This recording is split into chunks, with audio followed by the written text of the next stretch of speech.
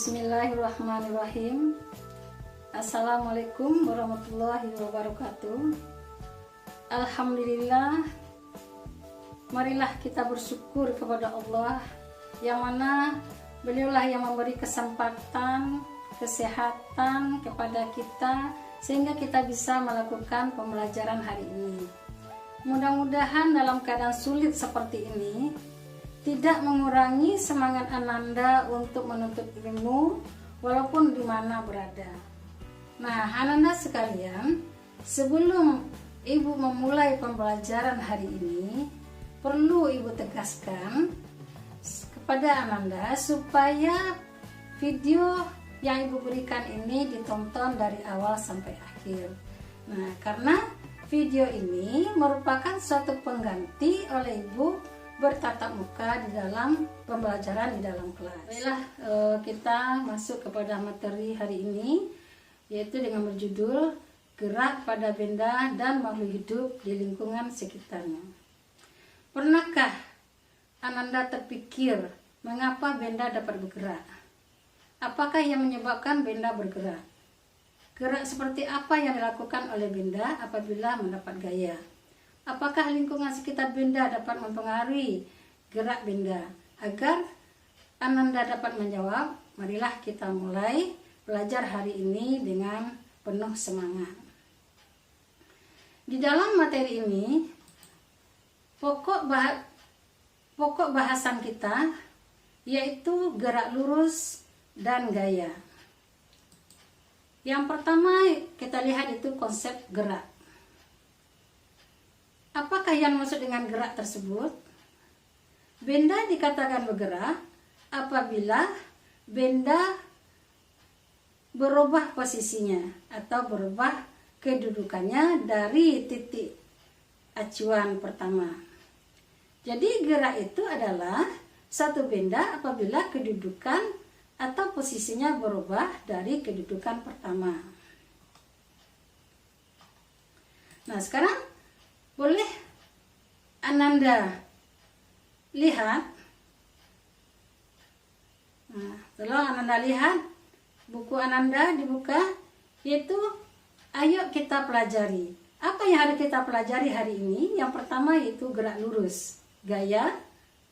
Kemudian ada istilah-istilah yang terdapat di dalam gerak ini. Yang pertama yaitu gerak lurus, jarak, perpindahan, kecepatan, kelajuan, dan gaya. Nah, sekarang Ananda perhatikan gambar di bawah ini.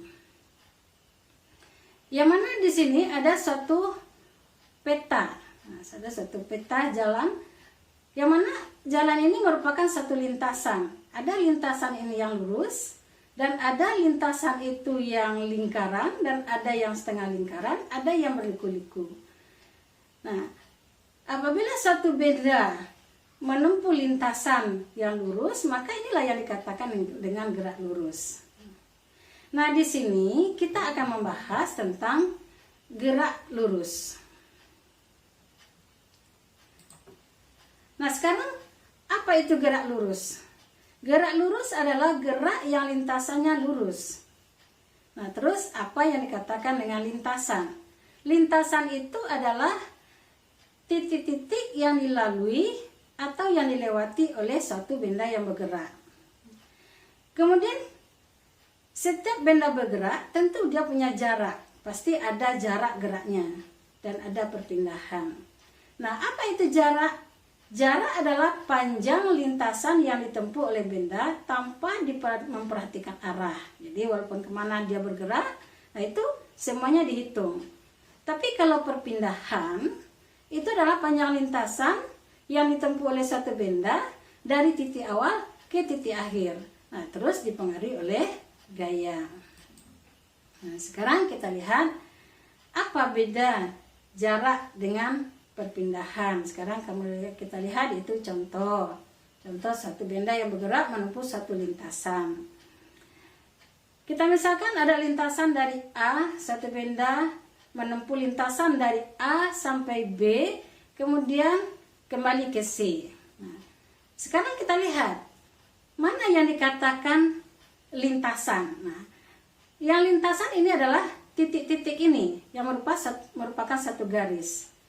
Nah, kemudian mana yang dikatakan dengan jarak? Mana yang dikatakan dengan jarak? Jarak adalah lintasan yang ditempuh oleh benda tanpa kita melihat arah. Jadi benda itu bergerak dari A ke B ke C. Nah, itu disebut dengan gerak. Disebut dengan jarak. Nah, kemudian mana yang dikatakan dengan perpindahan adalah antara A dengan C ini. Nah, inilah yang dikatakan perpindahan. Nah, jadi berbeda antara jarak dengan perpindahan. Jadi jarak itu adalah lintasan yang ditempuh oleh benda tanpa dipengaruhi oleh arah gerak benda. Sedangkan perpindahan adalah lintasan yang ditempuh oleh benda dari titik acuan ke titik akhir dan dipengaruhi oleh arah gerak benda. Contoh, jarak sekolah dengan rumah Ananda 2 km. Kemudian maka Ananda berangkat dari rumah ke sekolah dengan jarak adalah 2 km.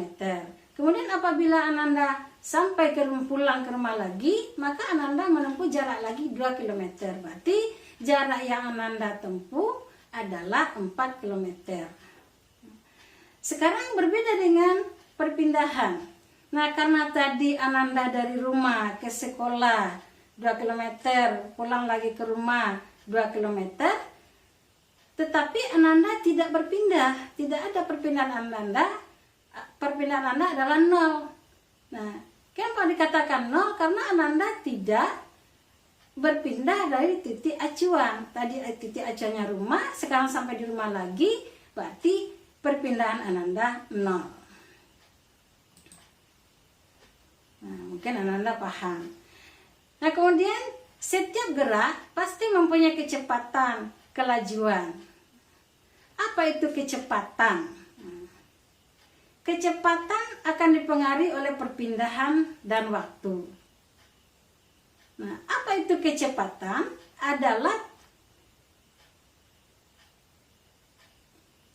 Apa itu kecepatan? Adalah perpindahan suatu benda selama selang waktu tertentu. Kemudian apabila kecepatan itu dinyatakan dengan V besar, perpindahan itu dinyatakan dengan S, waktu yang ditempuh adalah T, maka secara matematis kecepatan dapat dirumuskan V sama dengan S per T. Nah, jika perpindahan itu S adalah satuannya meter, waktu satuannya adalah sekon atau detik, maka satuan untuk kecepatan adalah V sama dengan meter per sekon.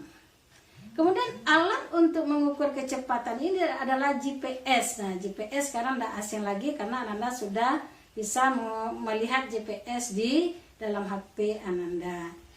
Nah, GPS ini selain untuk mengukur kecepatan dan bisa juga untuk menentukan lokasi di mana kita berada, atau juga bisa menentukan arah kemana kita akan melakukan gerak. Nah, lihat buku halaman 6. Perhatikan gambar halaman 6. Yang di sana adalah ada seorang atlet yang sedang berlari, yang mana dia menempuh jarak sejauh 30 meter. Maka atlet ini melakukan gerak ini selama 6 sekon.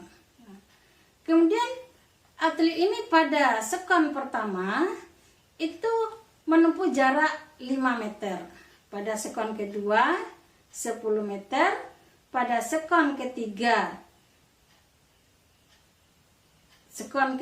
yaitu 15 meter, sekon ke 4 20 meter, sekon kelima 25 meter dan sekon ke-6 30 cm.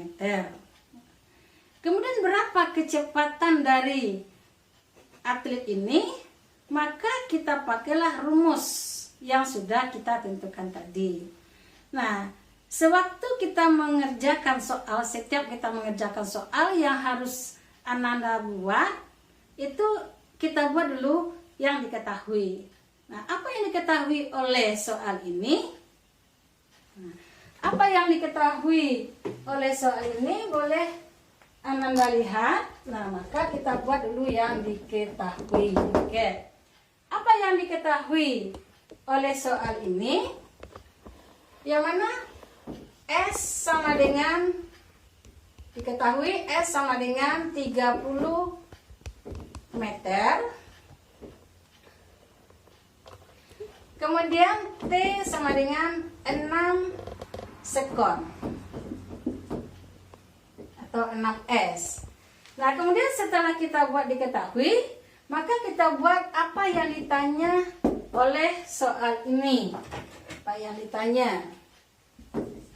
Ditanya. Nah, itu adalah ditanya. Apa yang ditanya? Berapakah kecepatan dari atlet? Nah, V sama dengan berapa? Nah, untuk menjawab soal, maka kita buat jawab. Nah, untuk menjawab soal, yang pertama, kita buat dulu rumus. V sama dengan S per T. Tadi yang diketahui S-nya adalah 30 meter per 6 sekon. Maka didapatkan 30 meter per 6 sekon, maka didapatkan kecepatannya 5 meter per sekon. Nah, jadi kecepatan atlet 5 meter per sekon. Jadi atlet itu akan bergerak setiap 1 sekonnya, maka dia lakukan gerak sejauh 5 meter. Ulangi kembali. Yang mana untuk mengerjakan soal kita harus diketahui dulu. Yang mana di soal ini diketahui S sama dengan 30 meter, T sama dengan 30 sekon, 6 sekon.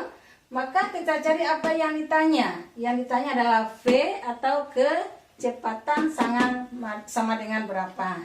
Jawab, V sama dengan S per T. Nah, jadi kita buat rumus terlebih dahulu. Kemudian kita masukkan apa yang diketahui ke dalam rumus. Tadi S-nya berapa? 30 kita tulis. T-nya tadi berapa? Kita tulis 6. Maka kita bagi, yaitu 30 dibagi 6 dapatlah 5. Apa artinya? Maka atlet setiap detiknya dia melakukan gerak sejauh 5 meter per sekon. Kemudian kita lanjutkan dengan kelajuan. Jadi suatu benda bergerak mempunyai kelajuan. Jadi kelajuan dipengaruhi oleh jarak, tempuh, dan waktu. Jadi kita sudah tahu mana yang dikatakan jarak adalah lintasan yang ditempuh tanpa memperhatikan arah. Jadi semua gerak lintasan yang ditempuh walaupun kemana arahnya, maka kita hitung. Kemudian rumus untuk kelajuan sama dengan rumus kecepatan. V sama dengan S per T. Satuannya juga sama. Nah, contoh. Nah, kemudian contoh di speedometer Anda. Jadi alat untuk mengukur kelajuan itu adalah speedometer. Contoh, pada speedometer kendaraan Ananda tertulis di sana jarum menunjukkan 120. Itu apa artinya? Dalam setiap 1 jam, lintasan yang ditempuh oleh kendaraan Ananda adalah 120 km. Nah, kemudian karena Ananda sudah mengerti apa itu kecepatan, apa itu kelajuan, apa yang mempengaruhi tadi. Nah, sekarang tugas pertama Ananda, Ananda tolong lengkapi double map ini atau peta konsep ini tentang perbedaan antara kelajuan dan kecepatan. Nah, di sini kelajuan, ini kecepatan. Kalau kelajuan berkaitan dengan jarak tempuh tadi. Nah, kalau kecepatan berkaitan dengan apa tadi? Kemudian kecepatan rumusnya V S per T. Nah, kemudian apakah rumusnya tadi? Kemudian kelajuan diukur dengan speedometer. Nah, kecepatan tadi apa alat ukurnya. Kemudian Ananda buat contohnya apa? Contohnya apa? Contoh ini contoh yang tertulis di speedometer, contoh yang ditunjukkan di GPS. Nah, ini tugas pertama Ananda. Makanya Ananda perlu menonton dari awal sampai akhir. Nah, kemudian kita lanjut dengan gerak lurus beraturan. Apa itu gerak lurus beraturan? Adalah gerak benda dengan lintasan garis lurus dan memiliki kecepatan setiap saatnya tetap. Nah, jadi kecepatannya tetap. Jadi kecepatan tetap adalah saat benda menempuh perpindahan yang sama, kemudian selang waktu yang dibutuhkan juga sama. Contoh, tolong Ananda perhatikan gerak dari mobil ini. Nah, ada pada detik pertama dari 0 ke detik pertama jarak yang ditempuh 10. Detik kedua 20, detik ketiga 30, detik keempat 40, detik kelima 50, detik keenam 60, detik ketujuh 70, detik ke-8 80, detik ke-9 90. Apa artinya? Nah, setiap detiknya maka kecepatan mobil ini sama, maka dikatakan dan lintasannya lurus. Maka dikatakan mobil ini melakukan gerak lurus beraturan.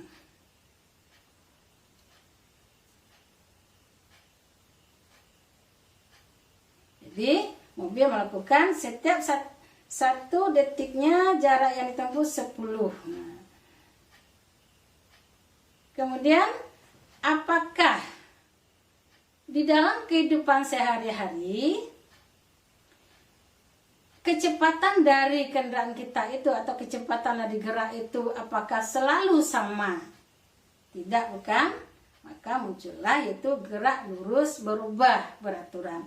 Apa artinya gerak lurus berubah beraturan ini? Adalah gerak benda dengan lintasan garis lurus, kemudian memiliki kecepatan berubah setiap saatnya. Jadi perubahannya itu beraturan. Maka dikatakan gerak lurus berubah beraturan.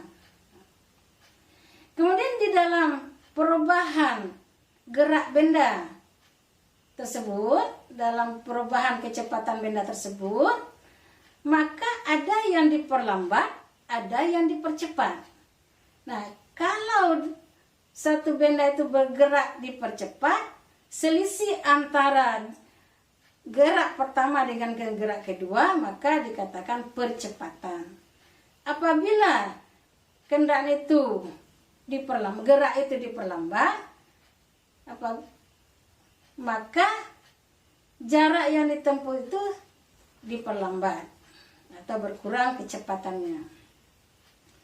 Kemudian di dalam gerak GLBB ada dua macam gerak, dipercepat dan diperlambat. Selisih dari kecepatan apabila dipercepat maka dikatakan percepatan. Selisih kecepatan apabila diperlambat maka dikatakan perlambatan. Nah, di sini ada gambar dua perjalanan mobil. Yang pertama, mobil pertama karena dia baru berangkat dari titik acuannya adalah lampu jalan. Nah, maka mobil tersebut dipercepat. Sedangkan perjalanan mobil kedua karena dia akan bertemu dengan lampu rambu-rambu jalan, Nah, maka geraknya diperlambat. Maka selisih kecepatannya itu disebut dengan perlambatan. Secara matematis, percepatan dan perlambatan dapat ditulis dengan rumus A sama dengan delta V per delta T. Apa itu delta V? Adalah selisih antara kecepatan pertama dengan kecepatan kedua. Apa itu delta T? Adalah selisih dari waktu pertama dengan waktu yang kedua. Kemudian apa ini A? A ini adalah percepatan. Delta V adalah perubahan kecepatan. Delta T adalah perubahan waktu. V0 adalah kecepatan awal. V1 atau VT adalah kecepatan akhir. Contoh, semua mobil melaju dengan kecepatan awal 8 meter per sekon. 2 sekon kemudian mobil digas sampai kecepatan 10 meter per sekon. Tentukanlah percepatan dari mobil tersebut. Nah, setiap kita mengerjakan soal, kita membuat diketahui. Apa yang diketahui oleh soal ini? V0-nya adalah 8 meter per sekon.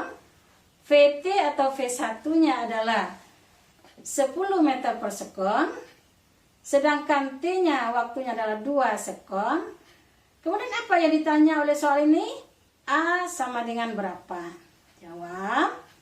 Untuk menjawab satu soal kita tetap berperan atau berpedoman kepada rumus. Apa rumusnya? V1 kurang V0 per T.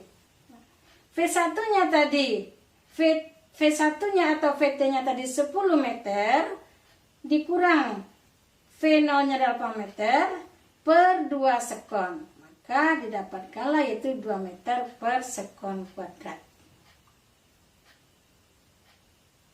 Kemudian perlambatan. Perlambatan adalah pengurangan dari kecepatan. Yang mana rumusnya itu sama dengan percepatan. Contoh, sebuah mobil melaju dengan kecepatan 15 meter per sekon.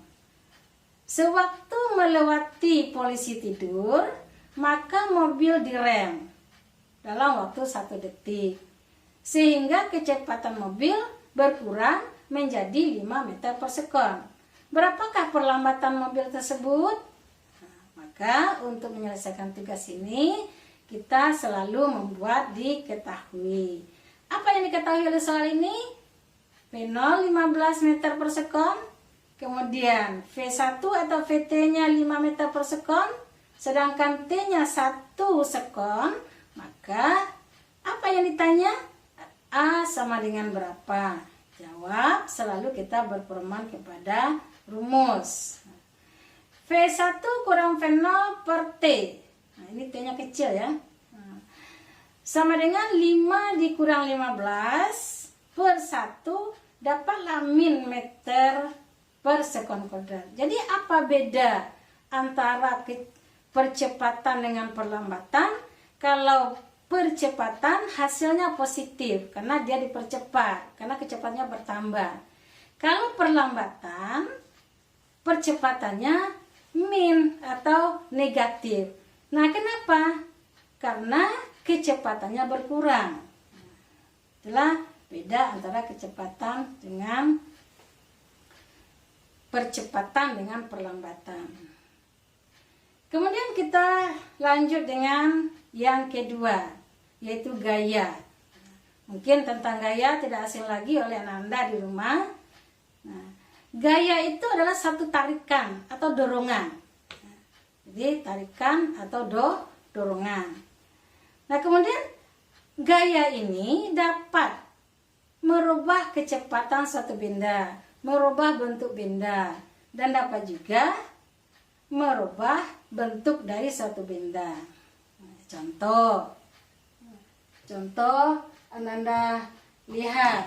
Nah, mana ini? Yang pertamanya yaitu datar seperti ini. Nah, karena ada gaya maka bentuknya sudah menjadi berubah. Nah, kemudian bagaimana? Maka kecepatannya juga bisa berubah. Nah, itu contohnya. Kemudian macam-macam gaya. Gaya terdiri dari dua macam. Yang pertama gaya sentuh, yang kedua gaya tidak sentuh. Gaya sentuh adalah satu gaya yang bersentuhan dengan benda yang dikasih gaya atau benda yang bergerak. Jadi gaya sentuh itu, gaya itu bersentuhan dengan benda yang akan diberi gaya. Nah, apa contohnya? Nah, kita mendorong meja. Itu gaya sentuh. Kemudian yang kedua gaya tidak sentuh. Gaya tidak sentuh adalah gaya yang tidak bersentuhan dengan benda yang dikasih gaya. Nah, benda yang dikasih gaya. Apa contohnya? Kayak magnet. Nah, kalau magnet ini kita dekatkan kepada besi, maka besi itu akan bergerak. Atau buah dari buah-buahan. Nah, jatuh, dia akan jatuh ke bawah. Nah, maka jatuhnya buah dari pohon itu adalah gaya gravitasi. Kemudian gaya pegas, kita ketapel. Main ketapel, kita letakkan batu, kemudian pegasnya bersentuhan dengan tangan kita. Nah, ini dikatakan gaya sentuh. Nah, sekarang kita lihat contoh-contoh dari gaya sentuh. Nah, Pak Polisi yang sedang mendorong mobil, ini gaya sentuh. Jadi Pak Polisi ini mengasih gaya ke mobil, sehingga mobilnya bisa bergerak. Kemudian ini, seorang pemanah itu memanah, maka tangannya bersentuhan dengan panah. Nah, jadi apabila ini dilepas, maka panahnya akan lari. Sedangkan magnet, magnet ini tidak perlu bersentuhan. Nah, kemudian nanti apabila magnet ini didekatkan kepada besi, maka besi itu akan ditarik. Nah, jika ini buah-buahan dari pohon akan berjatuhan ke bawah. Nah, kenapa buah pohon ini jatuh ke bawah? Karena ada gaya gravitasi. Nah, itulah yang bisa Ibu sampaikan. Mungkin maaf saja Ibu agak cepat menerangkan supaya nanti paket Ananda tidak cepat habis. Nah, jadi makanya tolong ditonton sampai habis, kemudian dipahami. Nah, akhirnya Ananda akan diberi tugas yang kedua. Apa tugas Ananda? Yang pertama, tuliskanlah pengertian. Yang pertama, pengertian gerak, lintasan, jarak, gerak lurus, perpindahan, kecepatan, percepatan, kelajuan, perlambatan, gaya, GLB, dan GLBB. Kemudian Ananda tuliskan rumus. Tuliskan rumus, yang pertama rumus kecepatan, yang kedua rumus percepatan. Terus yang selanjutnya tuliskan contoh dari gaya. Gaya sentuh dan gaya tidak sentuh. Itulah yang bisa Ibu sampaikan. Mungkin banyak kesalahan. Ibu minta maaf. Ibu akhiri dengan Assalamualaikum warahmatullahi wabarakatuh.